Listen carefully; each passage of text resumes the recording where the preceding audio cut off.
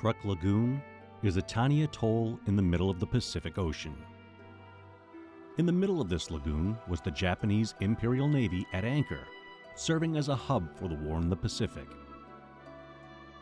The U.S. Navy launched an offensive on February 17, 1944, codenamed Operation Hailstone, and attempted to destroy all the weapons of mass destruction the Japanese had planned to use against the United States. Most of the sunken ships were civilian vessels that had been converted into ships of war.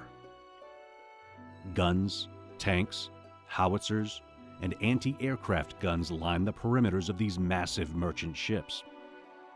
Sunk to depths ranging from 65 to 200 feet of water, they remain preserved in time for generation after generation to witness. Inside these massive ships, we find all sorts of artifacts ranging from living spaces to the largest weapons of war.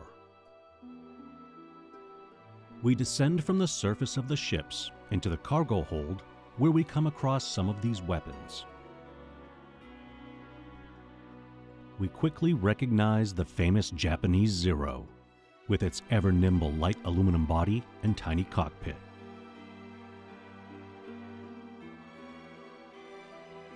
Many items of war, including defensive beach mines, are stacked up, likely to have been used to defend Truk Lagoon from an impending land invasion that never happened.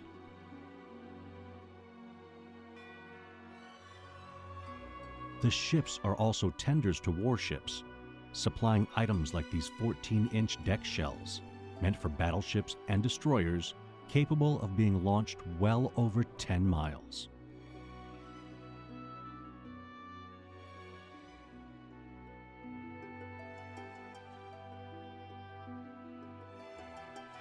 Long lance torpedoes, a marvel for their time, these torpedoes could reach excess of 40 knots and were able to sink a ship in a single blow.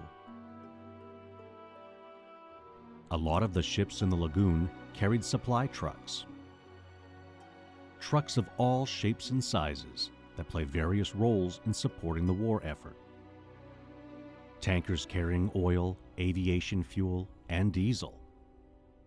Tractors and land clearing equipment used for building airstrips, pillboxes, and defenses throughout the islands.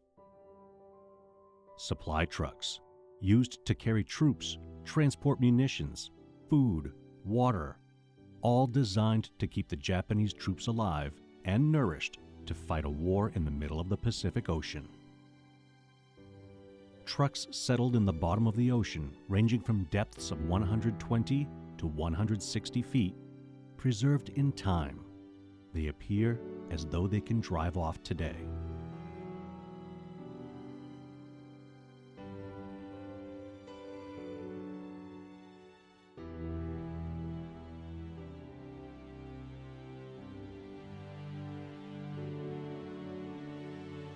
We move on from the cargo hold into the crew quarters of the ship.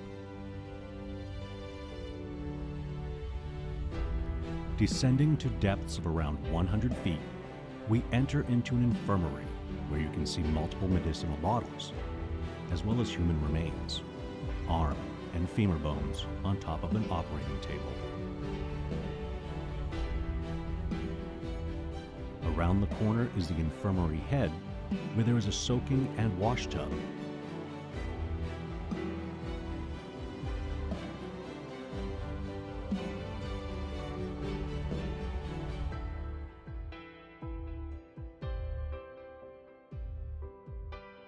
Plumbed toilets and sinks, not very different from today's designs, all intended for life at war on the high seas.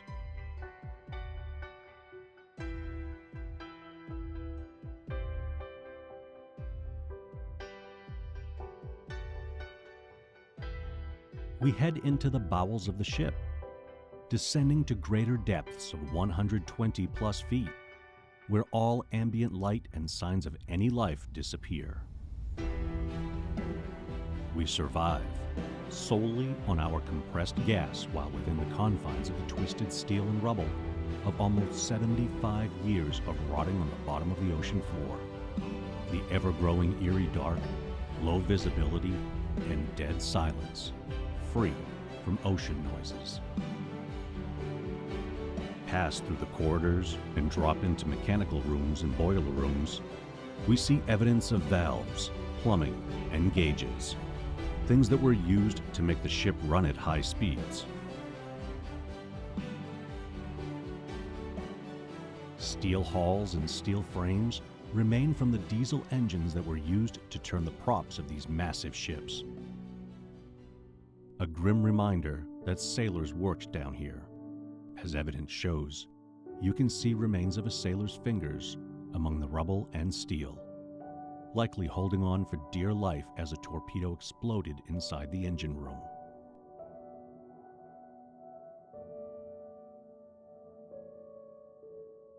Over more steel and twisted hallways, and under plumbing and boiler valves, you see a diver swimming down this corridor.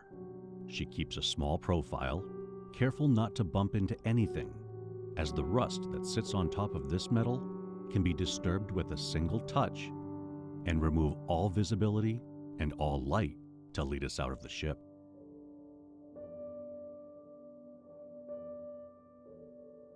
We pass down a hallway into the ship's various mechanical rooms. Here, you find the nuts and bolts and supplies used to keep the ship afloat.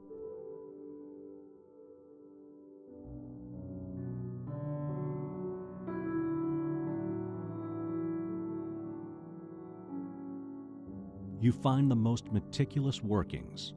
These men took pride in their work and kept their tools and parts organized.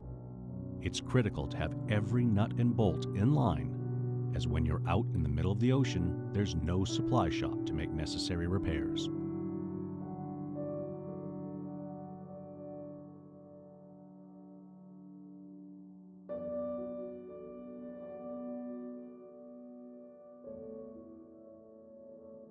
Aft of the mechanical room is a stairwell leading to the surface.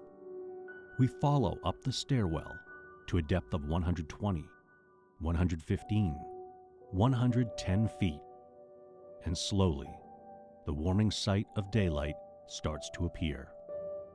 After spending dozens of minutes inside a wreck that's rusted and falling apart, it is a welcome sight to be able to get out.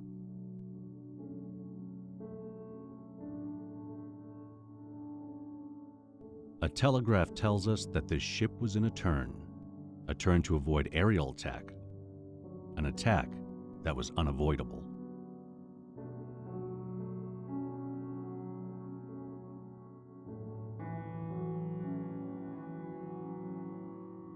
A diver exits the cargo hold and out into the deep blue ocean, where nothing but a memory of a deep, dark history remains.